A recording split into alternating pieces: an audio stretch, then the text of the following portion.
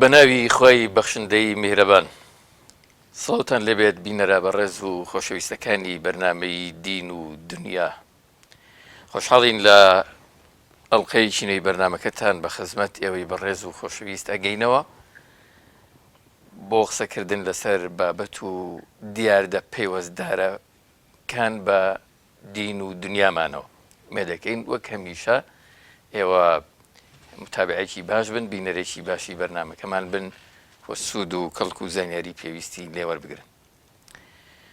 خۆی گەورە لە قورئانی پیرۆزدا فەرمێ بسم الله الرحمن الرحیم ولقد بعثنا في كل أمة رسولا. دەمانەوێت ڕاوەستین لەسەرەوەی کە بزانین پێغەمبەران چێن،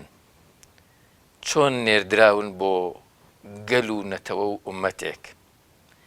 چەند پێغەمبەرمان هەیە و ئایا هەموو هۆز و گەل و نەتەوە و تەنانەت هەندێک جاریش کۆمەڵگەیەکی بچووک لە ئاسخێزانی پێویست کراوە کە ڕێنمونی کەر و پێغەمبەرێکی بۆ ڕەوانە بکرێ؟ بۆچی هەندێک جار لە شوێنێکی دیاریکراوە زۆرینەی پێغەمبەران چڕبوونەتەوە و نێردراونەتەوە شوێنە یان بە زمانێکی دیاریکرا و نێردراون؟ ئەمانە و چەند پرسیارێکی تر کە پێویست بکات لەم بەرنامەیە لەگەڵ بەڕێز و خۆشەویست مامۆستا شێخ ئەفان شێخ سدیق سەرگەتی زانایانی تاوتوێکین. مامۆستای بەڕێز بەخێر بێن.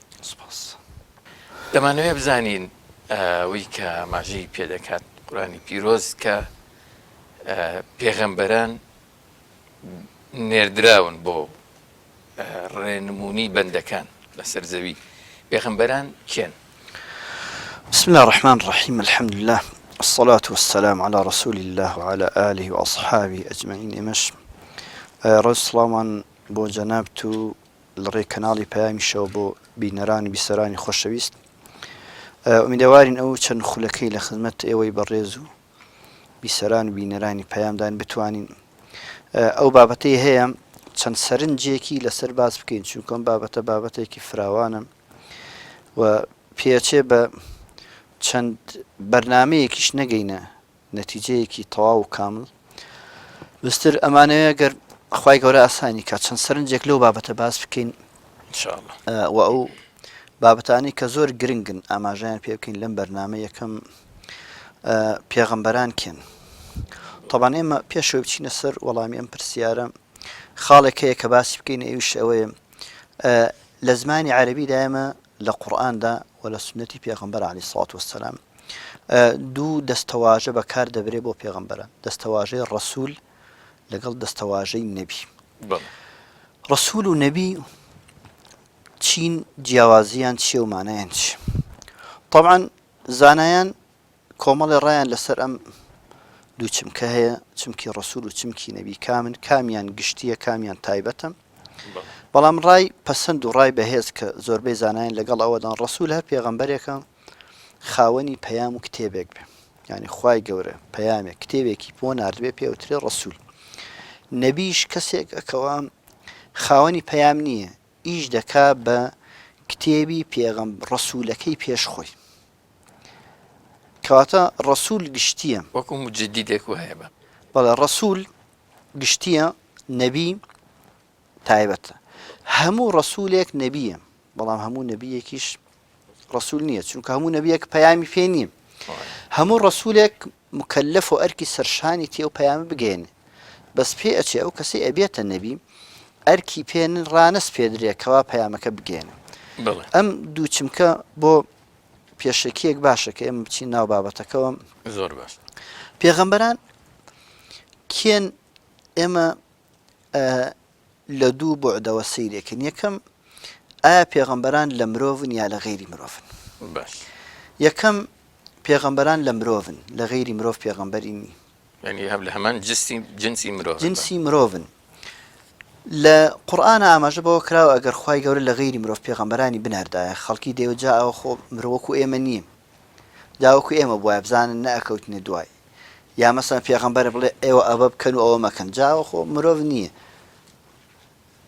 بیکاتیانێکا گرنگ نییە. کەواتە یەکەم پێغەمبەران مرۆڤن. بە هیچ دەقێکی قورئان و سنەتی پێغەمبەر صلی الله علیه وسلم ثابت نەبووە کە غەیری مرۆڤ بوو بێتە پێغەمبەر بۆ مرۆڤ. ئەم پێغەمبەرانشکەوە مرۆڤن بۆ مرۆڤ هاتوون دەبێ صفەتی مرۆڤبوونیان تێدا بێ بەڵێ کەواتە جنۆکەش هەمان پێغەمبەری مرۆڤی هەیە نەک پێغەمبەری تایبەتی خۆی بێ ینی ئەو پێغەمبەرانەی کە بە مرۆڤایەتی هاتوون پێغەمبەریشن بۆ جنۆکە بۆچی لە قورئانە خوای گەور لە سورەتی ئەحقاف فەرمێ ئینا سەمیعنا کتابا ئونزیل من بعد موسى یعنی ئەوان ئاگاداری پەیامی موسا پێغەمبەر هەبوون بەڵێ کە قورئان دەبیستن کە پێغەمبەر صلی الله علیه و نوێژەکە گوێ لە قورئان دەگرن دەڵێن پەیامێک لە دوای موسا پێغەمبەرەوە عەلەیهی السەلام هاتووە کە بۆتە پێغەمبەر کەواتە محەممەد صلی الله عليه وسلم ئیبراهیم نوح هەموو پێغەمبەران لە مرۆڤ هاتوون تایبەتیش نەبوون بە مرۆڤەوە بەڵکو ئەوەی لەسەر زەویەوە ما خەلەقت الجن والئینس إلا ليعبدون ڕێکردنی جنۆکەی ئینسان کەوا حکمت یا ئەرکی جنۆکەی ئینسان عیبادەتە عیبادەتکردن و بەجێهێنانی عیبادەت لە ڕێی پێغەمبەران و دەزانن کە پێغەمبەرەکانیش بریتین لە مرۆڤ کە ئەمانە خوای گەورە لە مرۆڤ پێغەمبەری نادووە لە غەیری مرۆڤ هیچ پێغەمبەرێکی بۆ مرۆڤ نەناردووە ئەم پێغەمبەرانە کە لە مرۆڤن چۆن دەبنە پێغەمبەر زۆر باش لەکیەوە ئەبنە پێغەمبەر چۆن بزانین ئەمانە پێغەمبەرن ئێمە دوو مەقاممان هەیە کە مەقامی بەرزن مەقامی تایبەتن بەڵێ مەقامێکیان بە کۆشش پێی دەگەی قابلی ئەوەیە هەموو کەسێک پێی بکە مەقامێکیان مەقامی تایبەتە هەرچی کۆششی دنیا هەیە بیکەی پێی ناگەی ئەبێ بدەنێ ئەو مەقامی بە کۆششی ئینسان پێی دەگا بریتە مەقامی عوبودیەت بەڵێ کە بریتە لە گەورەترین مەقام یا گەورەترین خەڵات کە خوا بە مرۆڤی ببەخشێ یا بە جنۆکی ببەخشێ بەوەی کەوا ئەرکی عیبادەتی لەسەر پێ ببەخشێ لە بەرزترین مەقام و پلەدا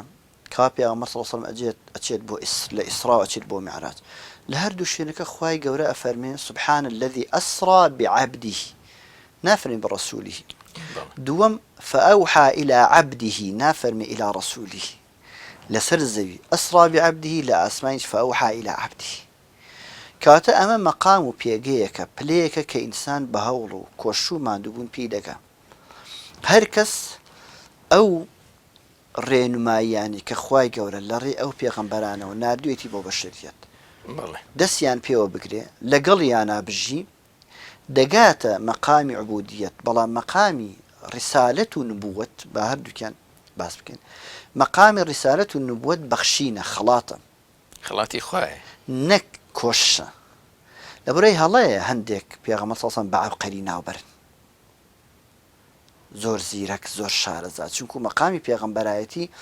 بۆچی مەقامی پێغەمبەرایەتی خەڵات و مەقامی عوبودیەت کۆشە مەقامی پێغەمبەرایەتی دروستکردنی پەیوەندیەکە لە نێوان زەمین و ئاسماندا ئەم پەیوەندیە چۆن بێ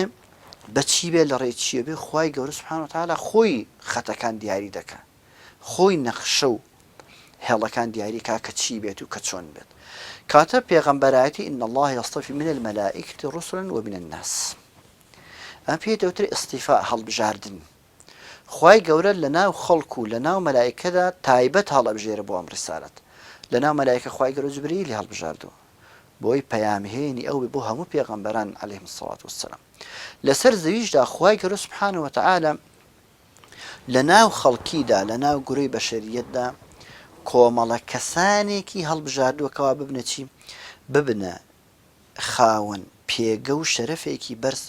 کە بنە پێغەمبەر بتوان ببنە هێڵێکی پەیوەندی یا ببنە خاڵی پەیوەندی نێوان خالق و مەخلوق کەواتە ڕیسالەت و نبووەت بەخشین نییە جنابی مامۆستا ئەو پرسیاری کە کردم هەستەکەم گرنگە وەڵامدانەوەی دەوروبەریان و مرۆڤەکانی تر چۆن بزانن ئەمانە هەڵبژێردراوی خوان چونکە ئێمە لەناو ناخی مرۆڤەکانە جۆرێک لە ئیرەیمان هەیە جۆرێک لە سەرکەشیمان هەیە مەسەلەن لەوانەیە درەنگ ینی ئەگەر نەفسی نەتوانێت کۆنتترۆل بکە و ڕابگرێت مەحاڵە مەسەرەن باوەڕ بەوە بکە بەو بانگەشەیە بکە بۆ ڕاگەیەندراوە بکە کە کەسێک بێت و بڵێ من پێغەمبەری خوام پێشەوایەتی ئێوەکەم، ڕێنمونی ئێوەکەم. هەمان ئەوەی کە جەنابت کرد بە پرسیار هەمان شت لە ناخی موسا پێغەمبەر عەلەیهی سەلام دروست بوو. بڵێ موسا پێغەمبەر کاتێک خوای گەورە دێنێ بۆ لای فێرعەون بۆ لای جادوکەرەکان خوا فەرمێ فەئەوجەسە فی نەفسیهی خیفەتە موسا، لە نەفسی خۆیان ترسێکی شاردەوە. بڵێ موسا پێغەمبەر بۆ ترسە. موسا پێغەمبەر نەدەترسا لەوەی کە نەتوانێت زاڵ بێ بەسەر موقیفەکە یا لەم لاشەوەش بخوێنەوە تەوەکولی بەخوا نەبوو بێ. خوای گەورە فەرمێ بڕۆ ئەی موسا، باشە بڕۆم، ئەی من کێم لەگەڵ بێ. لێرە ئەمەیان هیچ یەقینی بەمە هەبوو، ئەوەش نەبوو کە بترسێ کێی لەگەڵ بێ، بەس بۆ ئەفرێ فەئەوجەسە فی نەفسیهی خیفەتە موسا، لە دڵی خۆیان ترسێکی شاردەوە، ترسێک بۆ ترسە. موسا پێغەمبەر عەلەیهی سەلام هەر هەمان ئەو پرسیارەی جەناب ئاوا بوو. موسا ترسا بۆچی؟ لەبەر ئەوەی موسا پێیەتی لەبەرچاو ئەو خەڵکە ئاساییەی کەوا ئامادەن کە فیرعەون وتی باشە ڕۆژێک دانێ بە هەومان ئامادە بین. قال موعدكم يوم الزينة ويحشر الناس ضحى فتولى فرعون فجمع كيده ثم أتى. ڕۆژێکیان دانا ئەڵێن ڕۆژی جەژن و کۆبوونەوەی گشتی بووە، خەڵکی زۆر لێ بوو، حەشاماتێکی زۆر لێ بوو. ساحرەکان هاتن و موسا پێغەمبەری شات. بڵێ ئەم ئیشەی موسا دەیکا ظاهرەکەی ئەوەی بە چاو دەیبینن هەمان ئیشە ساحرەکانیش دەیکەن. کاتە ئەم خەڵکە چۆن بزانێ ئەمەی موسا دەیکا جیاوازە لەوەی ئەوان دەیکەن؟ بۆیە فەرمێ فەئەوجەسە فی نەفسی خیفەتە موسا. کاتە دەبێ پێغەمبەران عەلەیهیمو سەلام کە خوای گەورە هەڵیان دەبژێرە لەناو خەڵکا، کابرایە دەڵێ من پێغەمبەرم. باش پێغەمبەر یعنی چی؟ وەڵام من پەیوەندیم ڕاستە و خۆ لەگەڵ خوای گەورەیە. خوای گەورە منی کردووەتە چاوساغ ڕێنمونیکەری ئێوە. باش وتیانی کەسێکی تر نەبوو لە تۆ شیاوتر بێ. ئەبێ خۆ پێغەمبەر شتێکی پێبێ، ئەم شتەی پێغەمبەر جیاواز بێ لە شتی خەڵکی. فعلەن پرسیارێکی گرنگە، کەسێک نییە لە تۆ جیا. موسا پێغەمبەر لەمە ترسا، چونکو عامەی خەڵک نازان ئەوەی موسا پێیەتی سحر نییە. بەس کێ ئەیزانی ئەوەی موسا پێیەتی سحر نییە؟ ئەوەی کەوا ئەهلی خیبرە بوو لەو مەجالەدا. هەموو جادوگەرەکان کە کاتێ هاتنە مەیدانەوە تەسەحەڕوا ئەعیون الناس واستەرهەبوهم وجاءوا بسحر عظیم. شتی گەورەیان کرد، سحری گەورەیان کرد، لەبەر چاو خەڵکی شتی زۆر گەورەیان کرد. موسا ئەوەی ئەو دەیکا هەمان لە ڕواڵەتە لەبەر چاو عامەی خەڵکە هەمان شتەکە ئەوان دەیکەن. کاتە موسا ترسی لەوە نیشت کە ئەمیشەیەکا خەڵک بڵێ چییە؟ وتیان بەخوا ئەمە ساحرێکی زۆر گەورەترە لەوان، بەس ساحرەکان زانیان ئەوەی موسا هێناوێتی ئەوە نی ئەوان پیان. کاتە پێغەمبەران ئەبێ خاوەنی شتێک بن بێجگە لەوەی هەڵگری پەیامێکن، ئەبێ لەولاوە خاوەنی شتێک من کە عەقڵی خەڵک لی تێبگا بە خوێندەوار و نەخوێندەوار، زانا و نەزان لی تێبگا کە ئەمانە کەسانێکی جیاوازن لەوان، ئەمانە کەسانێکن ڕاست دەکەن لەوەی کە هێناویانە کە پێوترێ موعجیزە. هەر پێغەمبەرێک لە هەر سەردەمێکدا هاتووە بۆ ئەوەی پێغەمبەرایەتی خۆی بسەلمێنم. جارێکم توان خوای گەورە هەڵی بژاردووە. هەموو پێغەمبەران باگراوندێکی لە 100% ئیجابیان هەبوو، یعنی شتێکیان نەبووە کە سبێنە دەبێتە پێغەمبەر خەڵک بڵێ کورە بابم ئەمە کابراکەی دوێنێ دوێنێ چیکە. دەبەری موسا پێغەمبەر عەلەیهی سەلام کاتێ پێش پێغەمبەرایەتی زلەکەیدا لە کابرا کە زلەیەکی لێیان مرد، ئەمە موسا زۆر لەمە ترسا. وتیان یا ڕەسوول، وتی خوای گەورە فەرمی موسا تۆ پێغەمبەری بڕۆ بۆ لای فیرعەون. ترسا لەوەی خوای گەورە وەڵای من ئەو شتەشم کردووە، ئەم باگراوندەم ئەم خەتەم هەیە، ئەی چی بکەم؟ خوای گەورە فەرمی مەترسە بڕۆ. کاتە یەکەم پێغەمبەران باگراوندێکی پاک و چاکیان هەیە لە هەموو ڕوویەکەوە. دووەم کەینە ناوگەلەکەیان خوای گەورە کەیان کاتە پێغەمبەر و هەڵیان دەبژێرە. یەکەم ئەوە عەرزم کردی پێغەمبەر بەخشینە، گەڕان نییە و چون بە دووادانی و ماندووبوون کە هەڵیان دەبژێرێ لەو سەردەم و گەل و هۆزەی کە ئەوی بۆ دێ، خوای گەورە شتێکی پێدەبەخشێ، دەسەڵاتێکی پێدەبەخشێت لە دەسەڵاتی خەڵکی ئاسایی بەدەرە، بەڵام شێوەی هاوشێوەی شتێکە کە لەو ئومەتە و لەونا ئەو گەلەدا بەرفراوان لە سەردەمی بەپێی ئەو کەلتور و بەرودۆخی کە تیاژاون بەپێی شتێک کە بەرزترین شتە لەناو خەڵکا کە خەڵک بە کۆشش پێی دەکا لە سەردەمی موسا پێغەمبەر عەلەیهی سەلام. گەورەترین شتێکەوە لەو سەردەمە بابوو سحر بوو وای لە سەردەمی یوسف پێغەمبەر گەورەترین زانست و علم کە لەو سەردەمە باو زانستی چی بوو زانستی تعبیری خەو بوو ئەمە ناونراوە مەعجیزە بۆ پێغەمبەرەکە ئەمە بۆ پێغەمبەران معجزەیە بەسەبێ معجزەکە لە جنس و لە ڕەگەزی ئەو شتە بێت کە لەو کاتە باوە مەسەن لە سەردەمی یوسف پێغەمبەر عەلەیهی سەلام ئەوەی کەوا زۆر باو بووە تعبیری خەو بوو ئەگەر یوسف پێغەمبەر عەلەیهی سەلام معجزەی ئەو شتێکی تر بووایە مەسەڵەن تەبابەت بووایە بەڵێ یا بەلاغەت و فەساحەت بووایە خەڵکی ئەو کاتەیەت بەخوا پێغەمبەرە زۆر سەیرە جا ئەگەر ئەمە پێغەمبەرە بۆ وەکو ئێمە شتێک بێنە وەکو ئێمە بزانێ ئێمە لەو زاناتر نین ڕاستە لە سەردەمی عیسا پێغەمبەر ئەوەی کە باوە تەبابەتە یعنی زانایان کە باسەکەن باسی علمی پزیشکیەکەن لە سەردەمی عیسا پێغەمبەر خەڵک زۆر ماوەتایە یعنی ئەم علمە پێشکەوتو ێشان نەگەشتۆتە ئەو ئاستەی ئەوان لە سەردەمی داوود پێغەمبەرە دروستکردنی باڵاخانە و ئەمی ئێستا ئاپارتمانە چێ بە ئاسمان لەو کاتە شا بووە معجزەی یەکی لە معجزەکانی داوود پێغەمبەر چییە فەرمووە وألنا له الحديد ألنا له الحديد يعني چی یعنی ئاسنی ئاوا هەڵدەگرت چۆن ئەم پەرداخە ئاوا هەڵیگرت بە ئاسایی وەکو هەویر لێبێ ئاسنی وا لێ ئەکرد پێجێ لە سەردەمی سولەیمان پێغەمبەر عەلەیهی سەلام لە سەردەمی سولەیمان پێغەمبەر بەو حکمەی کە خوای گەورە مەسە ئەو معجزەی پێداوە بام مەسیر یەک مانگ ڕێگەی بە تاقێ بۆ بڕی بێ پێچێ و کاتە وەکو بڵێ ئەگەر ئەم تعبیرە ئاوا ڕاست بێ هۆکاری ئاسمانی گواستنەوەی سەریع هەبوو بێ یان مامەڵەکردن لەگەڵ جنۆکەکان پێشکەوتی تر یعنی ئەمە کەواتە معجز هەر پێغەمبەرێک هاتووە ئیدعای پێغەمبەرایەتی کرد و خوایش گەورە شتێکی پیاوە کە بەدەر لە دەسەڵاتی ئەو کاتە بووە وەکو دەسەڵاتی ئەو کاتەش کەواتە ئەم پێغەمبەران ئەم معجیزەیان بۆ پێدراوە مەسەلەن بۆچی بەکاریان هێناوە بۆچی معجزەی پێغەمبەران بۆ ئەوەیە کەوا بیسەلمێن پێغەمبەرن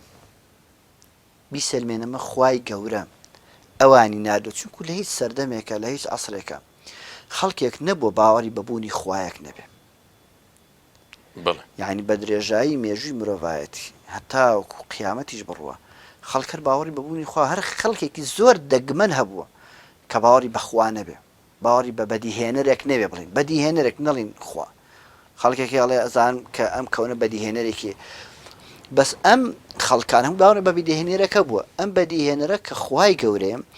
ئەم پێغەمبەرانی نردووە لەگەڵ هەر پێغەمبەرێک شتێکی نردووە بە خەڵکی بسەل بڵێ پێغەمبەری خوا لایەن خواوە هاتوو چونکو ئەگەر ئەم پێغەمبەرە شتێکی پێ نەبێم ئایا ئەم شتە پێ لەسەردەی متوان موسا پێغەمبەر ئەو گاڵۆکە و گۆچانەکەی و ئەوەی باڵی دەستی ئاوا لێ ئەکرد سپیە بوو لەسەردەمی عیسا پێغەمبەر عەلەیهی سەلام زیندووکردنەوەی مردوو لەسەردەمی بڵێن داود پێغەمبەر فەرمووە ئەلنا له الحەدید لەسەردەمی یوسف پێغەمبەر عەلەیهی سەلام ئەوەی کە تعبیری خەو هەر پێغەمبەرێک معجزەیەکی بووە بەس معجزەی پێغەمبەرەکان هاوتەری بوو هاوکاتی شتێک بووە کە بابەتی ڕۆژ بووە لەو سەردەمەدا بەڵام باڵاترین بواری زانست و بابەتی ڕۆژ بوو نەک بابەتێکی ئاسایی بێ کاتە هاتوو توانێمە پێغەمبەری خوایین بەڵگەی پێغەمبەرایەتی ئێمە چییە ئێمە شتێکمان پێ یا شتێکمان هەیە کەس ناتوانێت بیکە کێ زۆر زانایە لە سەردەمی پێغەمبەر صلی الله علیه وسلم کێ زۆر ئەدیب و ڕەوان بێژ و شاعیر و لێ هاتووە هۆنەر بوو وەرە لەگەڵ پێغەمبەر صلی الله علیه وسلم با دانیشتن قسە بکەن یعنی هەمان زمان هەمان کولتور هەمان ئەدەبیات خۆ پێغەمبەر صلی الله علیه وسلم کە عەرەبا هاتووە ئەگەر قورئانەکەی پێغەمبەر صلی الله علیه وسلم بە زمانێکی تر بوایە عەرەب یەکسەر پەشیمانی تۆ پێغەمبەر نیت وەرە بە زمانەکەی خۆمان بێنە کاتە ئەوەی دەبێتە معجزە بۆ ناساندنی محەممەد صلی الله علیه وسلم یا ئیبراهیم یا موسا یا عیسا تا ئاخری پێغەمبەرەکان صلی الله علیه وسلم کە پێغەمبەری خوان ئەو شتێکە کەوا نامۆ بە کولتور و سەقافەت و عەقڵ و هزری ئەو خەڵکە نەبوو زۆر باشە مامۆستا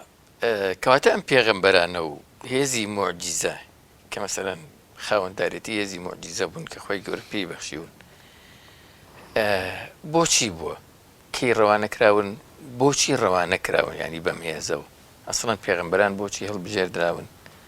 بۆچی معجیزەیان پێدراوە مەسەلەن بۆچی هاتوون بۆ نێو کۆمەڵگا و هۆزوونەتەوەکە خوای گەورە سوبحانه وتعالى کەم ئینسانی دروست کرد لەسەر زەویە ئینی جاعل فی الأرض خەلیفە کاتە ژیان لەسەر زەویە ژیانێکی کاتیە ژیانێکی هەمیشەیی نییە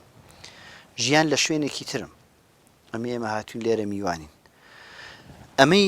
ئەم میوانخانەی ئێمەی تێدا دەژین کە دەچینە ئەو دی دەچینە ژیانی ڕاستەقینە. ژیانی ڕاستەقینە لەوێ ماڵ و خانووی تایبەتی هەیە. لێرە خوای گەورە ئێمە هێناوەتە سەرزەوی بۆ ئەوەی کەوا ماڵی ئەبەدیمان ئاوادان کەینەوە. ئەم ماڵە ئەبەدیە چۆن ئاوادانیەکەینەوە؟ لە چ ڕێیەکەوە ئاوادانیەکەینەوە؟ خوای گەورە لەگەڵ بەدیهاتنی مرۆڤ و دروستکردنی بەهشت و جەهەنەم لە قیامەتە بڕیاری یاوە ئەم ئینسانە لە دنیادا چۆن بژی. ابن القەیم جەوزی قسەیەکی ئەفەرمێ ئینسان دوو مووقیفی هەیە، مووقفێک بەرامبەر خوای گەورە، مووقفێکی دنیا، مووقفێکی قیامەت. مووقفی دنیای چەندە دروست و تەندروست بێ، مووقفەکەی قیامەتیشی بە هەمان شێوە دروست و تەندروستە. کەواتە پێغەمبەران عەلەیهیم سەڵات وەسەلام هاتوون بۆی پێمان بڵێن ئێمە ئەم دنیای یەکەم میوانخانەیە، ماڵی ئەبەدینی. ئەی بۆ خوا پێغەمبەرانی ناردوو؟ یەکەم خوای گەورە لە قورئانە بە چەند خاڵێک بەیانی کرد. یەکەم بۆ ئەوەی کەوا لە قیامەتا خەڵک بیانووی بەدەستەوە نەمێنێ. لە قیامەتا کاتێک خوای گەورە خەڵک زیندوو دەکاتەوە، پرسیاریان لێ دەکات لە دنیا چیت کرد؟ بۆ وات کرد؟ بۆ وات نەکرد؟ بۆ وا ڕۆشتی؟ بۆ وا نەڕۆشتی؟ بڵێ وەڵا خوای گەورە جا ئەگەر من بمزانیە ئاوا بڕۆی باشە لێرەوە ڕۆشتم، دێخۆ من نەمزانی. لئلا يكون للناس على الله حجة بعد الرسل. يعني هەچی پێغەمبەران هاتوون خاوەن پەیامەکان ئەوانەی ڕیسالەتیان پێ بووە، خوای گەورە ناردوونی بە موژدەدەر و ترسێنەر، مبەشرین و منذرین. بۆچی؟ لئلا يكون یەکەمیان للناس على الله حجة بعد الرسل. لە قیامەتە من دەچمە حزوری خوای گەورە، خوای گەورە لێم دەپرسێ تۆ دەبوو لەم ڕێیەوە بڕۆی، ئەی بۆ لێرە ڕۆشتی؟ خوای گەورە دەی ئاخر من چۆن بزانم ئەم ڕێیە باشە ئەمە خراپە؟ خوای گەورە فەرمێ فڵانە پێغەمبەرم بۆ ناردی. کەواتە یەکەم خاڵ ئەوەیە کەوا بڕووبیانووی خەڵک نەمێنێ لە قیامەتە. بۆ وا بوو؟ بۆ وا نەبوو، بۆ وات کرد؟ بۆ وات نەکرد. ئەمە یەکەم خاڵ. خاڵی دووەم ئەوەیە کەوا پێغەمبەران هاتوون بۆی پێمان بڵێن ئێمە لە دنیادا ئەبێ چی بکەین و چی نەکەین. یەکێک لەو هەڵانەی بەڕاستی کە هەمومان زۆر بەمان تێکەوتین ئەوەیە ئەرکی من لە دنیادا ئەوەیە چی بکەم و چی نەکەم، نەتیجەکەی چی ئەبێت و چی نابێتی خوای گەورێ. کاتە پێغەمبەران عەلەیهیم السەڵات وەسەلام هاتوون بۆی پێمان بڵێن چی بکەن چی نەکەن. ولقد بعثنا في كل أمة رسولا أن اعبدوا الله واجتنبوا الطاغوت. ئەرکی ئێمە وەزیفەی ئێمە لە دنیادا ئەوەیە ڕێی پێغەمبەران بگرین، لە ڕێی غەیری پێغەمبەرانەوە نەڕۆین. کاتە ئیشی حکمەتی دووەمیە هاتنی پێغەمبەران بۆ هاتوون دووەم ئەوەیە پێمان بڵێن ئێمە لە دنیا چی بکەین. ولقد بعثنا في كل من أن اعبدوا الله، یەکەم عیبادەتی خوا بکەن. طبعا عیبادەت ئەگەر کاتی نییە بەس چمکێکی فراوانە لەوەی کە خەڵک زۆر فراوانتر لەوەی خەڵک تێگەشتووە کە عیبادەت قەتیسکەینەوە لە نوێژ و لە ڕۆژیەکە. نوێژ و ڕۆژ و نوێژ گەورەترین عیبادەتە، بەڵام نوێژ هەموو عیبادەت نییە. یعنی ئەمە عیبادەتە، نوێژ جزئێکە لەم عیبادەتە. نوێژ لەناو عیبادەتایە بەس عیبادەت هەمووی نوێژ نییە. کاتە دووەمیان ئەوەیە خوا پێغەمبەرانی نادۆ بۆی پێمان بڵێن چۆن بژین چی بکەن. هەموو پێغەمبەران بۆ هاتون خەڵک عیبادەتی خوا بکات لە تاغوت خۆی بپارێزێ. سێمیان ئەوەیە کەوا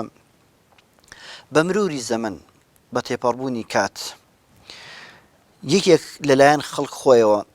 یەکێکیش هۆکارێکی تریش دەسەڵاتدارێکی ملهوڕ کە دەیەوێ خەڵک بچەوسێنێتەوە. بە مروری زەمن خەڵکی کاتێ نەخوێندەوار دەبێ، کاتێ بەرەو جەهل و نەزانی دەڕوە، سیرەکەی ڕێگای لێون دەبێ. یعنی پێغەمبەران هاتوون بۆ ڕاستکردنەوەی هزر و فکری خەڵکی. کاتێک خەڵکێک گومڕا دەبێ، خەڵکێکی تر ئەکا بەخوا لە خۆی ژیانی سەرف دەکا، مان و نەمانی سەرف دەکا لە پێناو کەسێکی وەکو خۆیدا. پێغەمبەران هاتوون عەلەیهیم السەڵات وەسەلام بۆ ئەوەی کەوا چی بکەن، بۆ ئەوەی کەوا ڕێگای خەڵکی ڕاستکەنەوە نێڵن خەڵک گومڕا بێ. یەکێکی تر لەوانە ئەوەیە کەوا کە پێغەمبەران دێن دەیانەوێ هەموو خەڵکی بە ئیسراحەت بژی، بە ئاسوودەیی بژی. کەواتە ئەرکێکی تریان ئەوەیە کەوا دەرونی خەڵک پاک دەکەنەوە لە هەر سیفەتێک کەوا مرۆڤبوونی تێدا نەماوە. خەڵک دەکەنە برام، نان خەڵک عەداوەت هەبێ، خەڵک دەکەنە خاوەنی یەک نەهج، یەک ڕێباز، نەک چەندین نەهج و ڕێباز هەر یەکسەر کا بە شوێنەکە. کەواتە پێغەمبەران هاتوون بۆ ئەوەی کەوا ئەگەر پوختی کەینەوە ئەو چەند خاڵە لەمەدا ئەوەیە کەوا بە خەڵکی بڵێن خەڵکینە ئێوە لەم دنیاەدا گەشتێک دەکەن و دەڕۆن بەس ئەبێ لەم دنیاەدا ئەو ماوەی کە لێرن بزان چۆن ئەژین و چۆن ناژین چونکو چۆن ژیان و چۆن نەژیان لە ڕۆژێکی تردا دەبێتە چی دەبێتە دەرئەنجامی تاقیکردنەوەی کە لەوێ دەزانی لێرە چیت کردو ئەمە ئەرکی پێغەمبەرانە بە خولاسە جناوی مامۆستا ئەم ئەرکەی کە جەنابەت ئاماژە پێدا هەروە بە سانایی لەوانەیە ڕێگەت تەخت نەبێ بۆ جێبەجێکردنیە پێغەمبەران لابوود ڕوبەڕووی گرفت و کۆسپ و تەگەری زۆر بوونەتەوە بە تایبەتی ئەوانەی کە تێگیراون لەگەڵ بەرژەوەندیەکانیانە سروشتی کاری پێغەمبەرایەتی چۆن بووە ئەوەی کە ڕوویداوە لە ڕابردووە تا چەند مەسەلەن ئەو ململانەیەک بۆ کە پێغەمبەران توانیویانە تیا سەرکەوتو یەک خاڵ زۆر گرنگە ئەبێ یەکەم ئینسان هەر کەس لە پێغەمبەران بین دەرە بۆ هەر کەس بیەوێ بژی بە عاقڵانە بژێ بێ ئامانج و هەدەفێکی هەبێ بڵێ ئەم ئامانج و هەدەفێ دەبێت زۆر ڕوون بێ بۆ لە لای خۆیەوە زۆر ڕوون بێ کە لە لای خۆی زۆر ڕوون بوو لە پێناوی ئەم ئامانج و مەبەستەدا ئەبێ ئامادەی قوربانیدان بێ بێ قوربانیدان نابێ پێغەمبەران کە هاتوون عەلەیهیمو سەڵات وەسەلام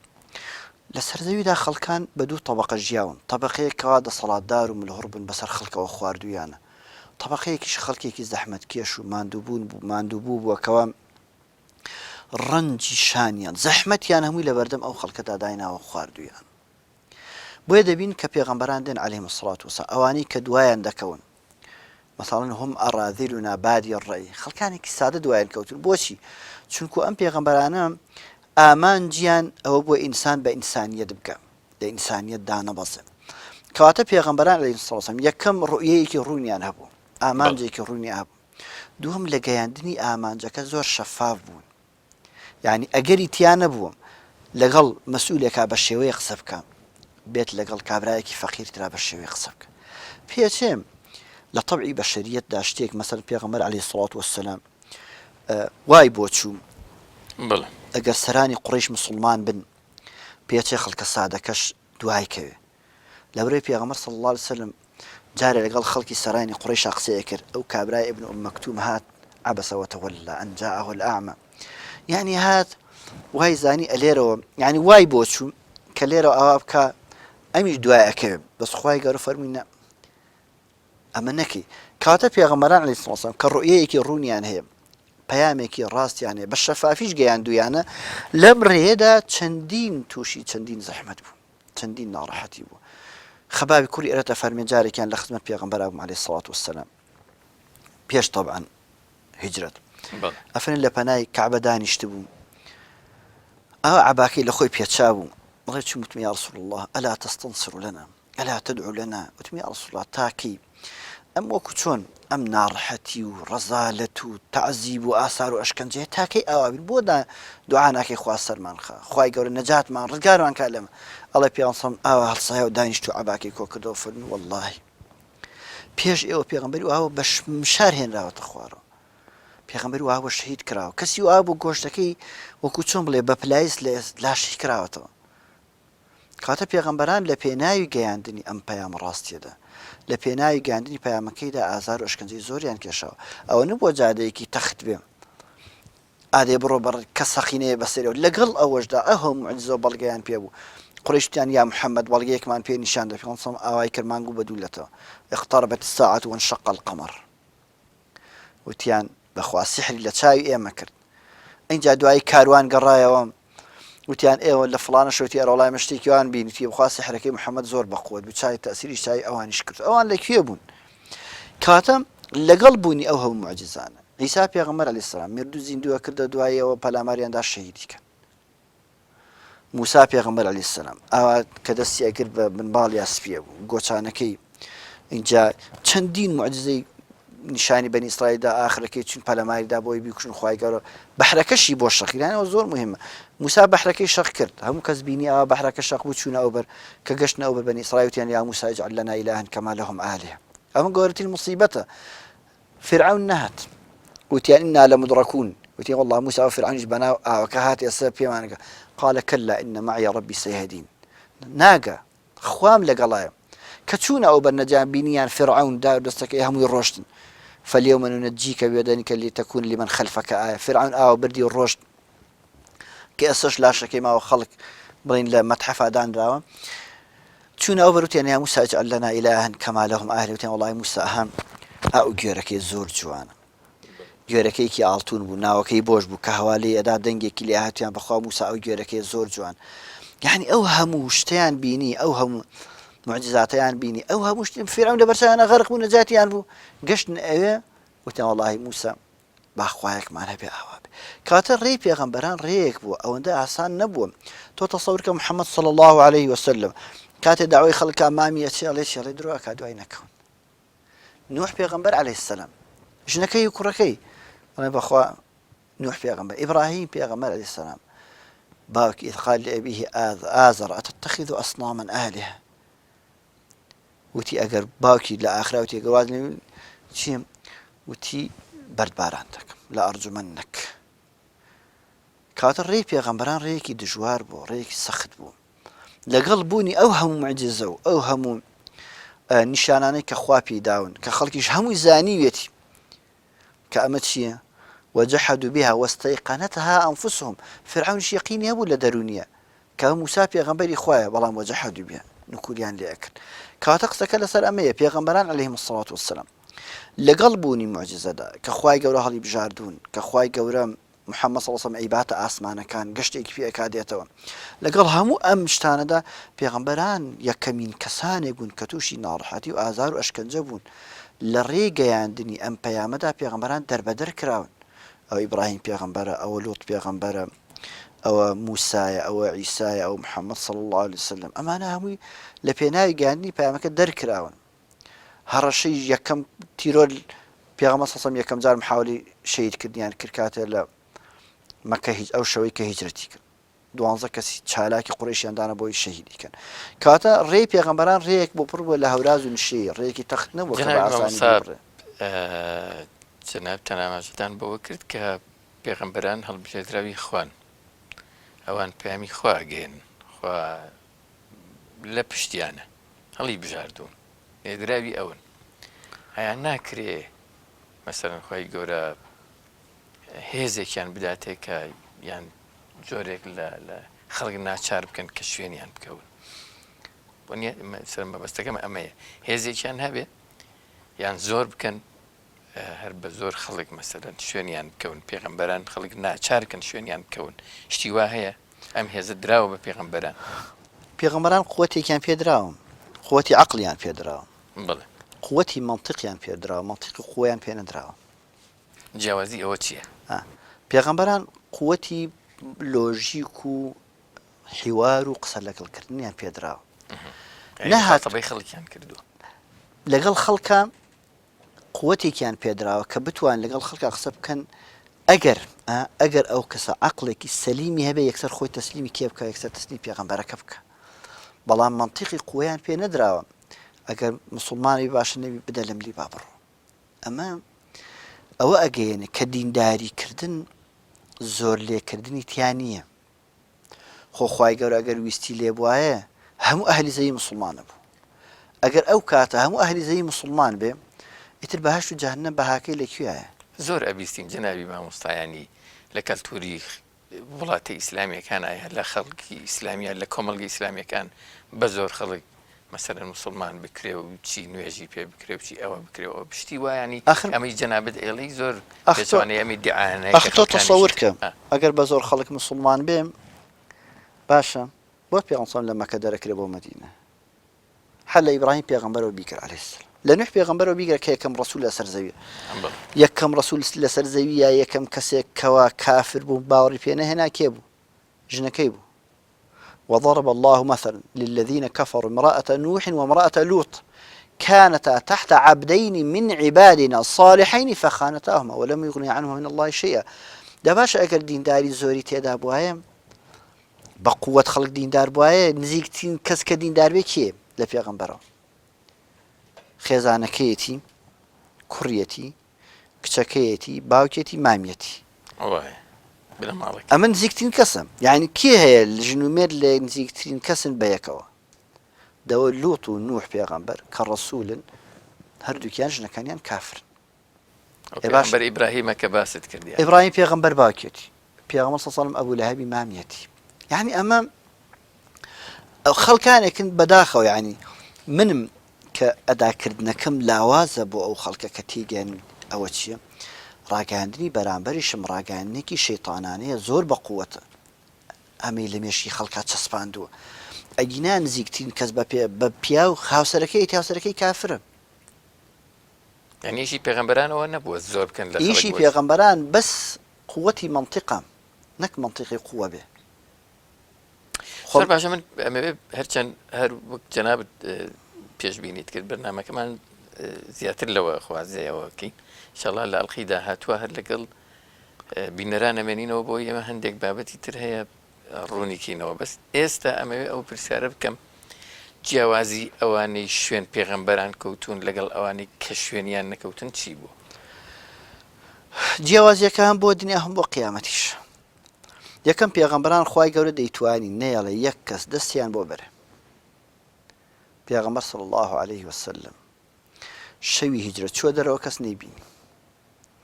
نوح پێغەمبەر سواری کەشتیەکە بوو ڕزگاری بوو ئیبراهیم پێغەمبەر لەناو ئاگرەکە هیچی لێ نەهات کاتە خوای گەورە دەیتوانی پێغەمبەران بپارێزێ نەیەڵێ کەس دەستیان بۆ بەرێ بەس ئەگەر پێغەمبەران پارێزراو بوونایە ئەتباعەکانیان چیان بکردایە خۆ دەبوو خوای گەورە تا قیامەت ئەتباعەکانی ئەوانیش بپارێزێ کاتە پێغەمبەران دەبێم بەس پێغەمبەرایەتیەکەیان بەخشین بێم هەموو ژیانیان وەکو ژیانی خەڵکی ئاسایی وابێ ئەڵێن ما لهذا الرسول يأكل الطعام ويمشي في الأسواق ئەم پێغەمبەرە چیتی نانەخوا بە بازاڕ ڕاگەڕێ بۆچی بە بازاڕ ڕاگەڕێ وەکو ئێمەیە کاتە پێغەمبەران ئەلێرەوە ئاوا ژیاون کە ئاوا ژیان ئەبێ ئەتباعی پێغەمبەران دائیمەن ڕەچاوی ئەمە بکەن چاوەڕێ ئەوەش بکەن ئەوانەی ئەتباعی پێغەمبەرانن ژیانیان زۆر سەختە بەڵام مرۆڤبوونیان بەدەستهێناوە بیلال کە موسڵمانە بێ لە سەردەمی جاهیلیەتدا بیلال سیقەی پێ ناکەن حوشتری بەن بەدەستەوە ڕێشوی حوشتری بەن بەدەستەوە دەنگی خۆش بڵێن بیلال گۆرانی بڵێ بۆ حوشترەکان بۆیە ڕێ بکەن بەس بیلال کە دەبێتە موسڵمان لە سەربانی کەعبە بانگەدا عولەما ئەفەرمون بۆچی بیلال چووە سەربانی کەعبە بانگیە بۆی بزانرێ خەڵکی تێبگە دینداری دینداریە قەوم و ڕەگەز و هۆز و عاشەت هیچی تێتا نییە لەبەرچاو هەموو ئەوسرانەی قوڕیش کەما بوون مەسەڵەن یەکێک لەوانە بوو سوفیان بوو کەما بوو لەبەرچاو ئەو هەموو سەرانە بیلال چوە سەربانی کەعبە ئەوان سقەی حوشتریان پێ نەئەکرد ئێستا چۆتە سەربانی کەعبە سەربانی کەعبە زۆر بەداخەوە ئێستا خەڵکێک ئەوە بە ئاسانی ئەڕوە ئەگینا سەربانی کەعبە نابێ کەس بڕۆ کەواتە سەلماندی بۆ خەڵک کە ئەم دینداری ئینسانە کاتە ئینسان پێگەی کتابەتی ئەداتێ ئەو مافی مرۆڤی ئێستا باسەکرێ لەوێ بەڵام ئەبێ لەم ڕێیەدا ڕەنجێک بدە زەحمەت بکێش بەڵام ئەتباعی پێغەمبەرانی ترچیان ئەتباعی خەڵکی ترچیەکا بیکە یعنی ئەوەی بشێ و نەشەی دەیکات باکی نییە بۆچی چونکو مەنهەج و بەرنامەیەکی نییە بڵێ چی بکە و چی مەکە هەموو شتێ لایە و مەسموحە بەس وەکو چۆن ئەڵێ زەرەری بۆ پەزەکان نەبێت ترچیەکەی بیکە کەواتە جیاوازی ئەتباعی پێغەمبەران ئەوەیە یەکەم ئەوانەی ڕێبازی پێغەمبەران دەکەن کەسانی سەرڕاست و دڵپاک و دەروونخاوێن دووەم لە دنیادا هەمیشە معەڕەزن بۆ هەموو شتێک کەوا تووشیان بێ ئایا کوشتن بێ ئایا ئاوارەی بێ ئایا دەربەدەرکردن بێ ئایا زەوتکردنی ماڵ و سەرود و سامانیان بێ سێمیان ئەوەیە کەوا ئەم ئینسانی کەوا تابعی پێغەمبەرە دەبێتە مرۆڤ یعنی دەبێتە ئەو شتێک کە خوا خەڵقی کردو اینجا ئەمە بۆ دنیا لە قیامەت شابێتە چی ئەوەی کەوا ناڕەحەت بێ بەس لە دنیادایە هەر ئەو کاتێک کەوا ئەو ڕۆحە لەو جەستە دەرچووی ترێ بێتە چی ئەبێتە بەهشتەکەی ئەو دنیا بەڵام بە پێچەوانە ئەوانەی تابعی پێغەمبەران نین هیچ بەندوباری هیچیان تیان نییەکەوە بیان بەسێتەوە سنوورەکەی تۆ کامەیە سنوورەکەی تۆ هەچی ئەەکەی بیکە اینجا ئەمانش کە تابعی پێغەمبەران نابن لە پێناوی هەموو شتێکدا هەموو شتێک دەکەن کابرا ئامادەیە لە پێناوی منسەب و کورسیە ئەوەی ئەمەی دەبینین لەم دنیاەدا ئەو هەموو خەڵک کوشتنە و تاڵانکردن و وێرانکردن بۆچی ئەکرێ لە پای چییە لە پای مانەوەی کەسێکە لەسەر کورسی دەسەڵات هەزارها خەڵک دەکوژێ بۆی خۆی بمێنێتەوە ئەم کەسەش ئەوەندە لاوازە بێ ئەوەندە ناخ و دەرونی لاواز و بەزیو دەبێ لە پێناو 1 دینارە ئامادەیە بڕوە هەموو شتێ بکە اینجا با قیامەتەکەشی بوەست جنابی مامۆستا جنابت ئامانجت پێدا ئەوە پێغەمبەران عەلەیهیمو سەڵات وەسەلام هێزی لۆژیکیان هەبووە لەگەڵ ئەوانەی کە لە بەرامبەریا وەستاون مخاتەبەیان پێکراوە بەڵام ئەوەی کە لە مێژووە ئەیبینی و بۆمان باسەکرێ مەسەلەن بە پێچەوانەوە ئەوان هێزی لۆژیکیان بەرامبەر بە پێغەمبەران بەکار نەهێناوە بە پێچەوانەوە مەسەلەن لۆژیکی هێزێ بۆچی ئەمان هیچیان پێ نەبووم مەسەلەن لە سەردەمی پێغەمبەر عەلەیهی سەڵات وەسەلام طبعا لە مۆسمی حەجە عەرەب هەر عادەتی وابوو ئەشهوری حوڕم بووە کوشتن و قیتال لەو مانگەدا حەرام بوو مانگی حەج وەکو عرف وەکو لە سەردەمی ئیبرنا لە سەردەمی ئیبراهیم پێغەمبەرە بۆیان هاتوو بەڵێ لە ناویانە لەگەڵ بتفەرسیەکە بەس هەندێک شتیان هێشت بوویەوە یەکێک لەوانە ئەوە بوو لە مۆسمی حەجە کاتێکە مۆسمی حەج هاتە پێشەوە قوڕەیش وتیان چی بکەین خۆێمە ناتوانین ڕێگری لە محەممەدکە بیکەینە سجن ئەم مانگی حرامە دەست درێژیکردن و کوشتن ئەوانە جایز نییە چی بکەین وتیان کاکە ئێمە محەممەد چوو لە هەر شوێنێ قسەی کرد مەیەڵن لەگەڵ خەڵکا قسە بکە یەکێک لەوانە کابرایەکی دەرەوەی شەرها زۆر عاقڵ ڕئیس عەشرەت وتیان ئاگات لێبێ کابرایەکی شێت بوو نەچی گوێ بۆ بگری تر زۆر چوونە چۆن ئەڵێم نەچی ئەتر بەرحاڵ دوای ماوەیە تر لێ مایە و دوایوتی ئەوە من نچم کێڵێ ئەم کابرایە وایە دەیدێ گەڕا بەرحاڵ بەدزیەوە پێغەمبەر سەڵ سەڵام دۆزیەوە کە پێغەمبەر سەڵ سەڵام قسەی بۆ کرد یەکسەر موسڵمان بوو کابرا وەلیدی کوڕی مغەیرە کە یەکێک بوو لە سەردەمدارانی قوڕیش وەلید داوەتی پێغەمبەرە کا صلی الله علیه وسلم کە بچێ بۆ ماڵێن ئەویش مسلمان بی دێم بەهەرحاڵ مسلمان دەبێت و دەڕوە دوایی قوڕیش کۆ بێتەوە چۆن تۆ شوێنەوە کەوتی و چۆن وتی وەڵڵاهی ئەو قسەی زۆر خۆشە وتی ئەو قسانەی ئەو دەیکا ئەو پەیامەی ئەو پێێتی زۆر جیاواز لێمە هەر عەرەبیە بەس زۆر جیاوازە لەوەی ئێمە داڵەیەکێک لەهاتی جا چیە ئەلفیل و مەلفیل وەما ئەدراکە کوڕەوتی ئەوە قسەی بازاڕیش نییە کاتە قسەکە لەسەر ئەمە چییە پێغەمبەران مەنتیقێکیان پێ قسەیەکیان پێ کە ئەگەر بەرامبەرەکە دانیشێ بەس یەک تۆز مەجای بدا یەک تۆز بواری بۆ بکاتەوە عەقڵی بۆ بکاتەوە تەسلیمی ئەبێ بەس ئەمان ئەو شتیان پێ نییە چونکو ئەمان بناغەی بوونیان بناغەی وجودیان بناغەی دەرکەوتنیان لەسەر قووەت دروست بووە نەک لەسەر عەقڵ بەڵام پێغەمبەر عەلەیهی سەڵات وەسەلام هیچ کام لەسەر قووەت دروست نەبووە لەسەر عەقڵ دروست بووە کەواتە ئەمان هیچیان پێ نییە تا خەڵک دانیشێ گوێیان بۆ بگرێ قەناعەتی پێ بکەن بەڵام پێغەمبەر سەڵ سەڵام هەموو شتێکیان پێ بۆیە تەنها بە قسە ئەتوان قەناعەت بکەن بە خەڵکی و هیچ کات پێغەمبەرانیش عەلەیهیمۇ الصەلاة وەسەلام لە تەمەنیانە نەک ئەم تعبیر بڵێن بە هیچ کات قووەتیان بەکار نهێناوە بەڵام قووەتیان لە شوێنی خۆیان وەکو پێویست بەکارهێناوە کەوەش بابەتێکی ترە کە پێغەمبەر چۆن قووەتیان بەکارهێناوە کاتە پێغەمبەران پوختەی قسەکە ئەمەیە پێغەمبەران لەبەر شەفابوونیان لەبەر ڕاستگۆبوونیان لەبەر قووەتی قسەکەیان بەرامبەرەکە دانیشتۆ تەسلیمیان بوو بەڵام ئەوانەی کەوە نکوریان لە پەیامی پێغەمبەران کردووە قسەیان پێ نەبوو ئەگەر قسەیان پێ نەبێ بێت چۆن بەرامبەر پێغەمبەران بوەستنەوە چۆن وجودی خۆیان بسەلمێن هاتوون پەنایان بردوتە بەر قووەتێک کە قووەتەکەش لە کۆتاییدا چی بووە بێدەرئەنجام بوو هەر ئەوان تیاچون بەڵام پەیامی پێغەمبەران مایە بۆی خوای گەورە فەرمێ ئین شانئەکە هوە الأبتر زۆر سپاس بەڕێز بینەرە بەڕێز و خۆشەویستەکان لێرە ڕاوەستین بەس بابەتەکەمان تەواو نەبووە ئینشاءڵڵا لە ئەڵقەیدا هاتوو بابەتی قسەکردن لەسەر پێغەمبەر و پەیامی پێغەمبەران و سروشتی کاری پێغەمبەرایەتی و شوێن کەوتوان و شوێن نەکەوتوانیان زیاتر ڕادەوەسین و قسەکەین تایرە زۆر سپاسی دووبارەی بەڕێز مامۆستا شێخ عەفان شێخ سدیق سەرگەتی زانایانیەکی کەمان دەستان خۆش بینەرە بەڕێزەکان تا ئەڵقەی داهاتوو پێتان نەگەینەوە شاد و تەندروست و بەختەوەر بژین خواتان نەگەن